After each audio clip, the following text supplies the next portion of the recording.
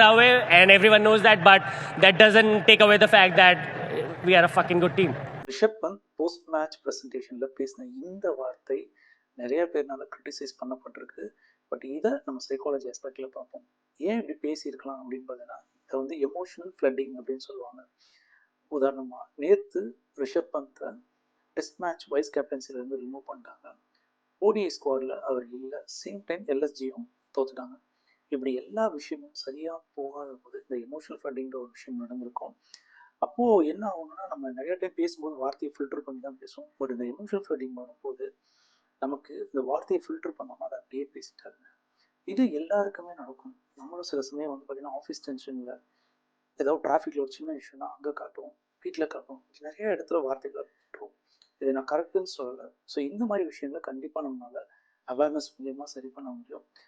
உங்களுக்கு இப்படி நடந்திருக்கா அப்படின்றத கமெண்ட் பாக்ஸில் மென்ஷன் வந்து எப்படி ஹேண்டில் பண்ணியிருக்கீங்கன்றது சொல்லுங்கள். ஸோ இந்த மாதிரி எமோஷனல் ஃப்ளட்டிங் வரும்போது என்ன பண்ணணும் அப்படின்னு நீங்கள் தெரிஞ்சுக்கணும்னு நினச்சிங்கன்னா கமெண்ட் பாக்ஸில் மறக்காமல் ஃப்ளட்டிங் மென்ஷன் பண்ணுங்கள். நான் உங்களுக்கு டைரெக்டாக டிஎம் பண்ணுறேன். சைக்காலஜி பற்றி நிறையா தெரிஞ்சுக்கணும்னு நினச்சிங்கன்னா மறக்காமல் நீங்கள் ஃபாலோ பண்ணுங்கள். Thank you so much.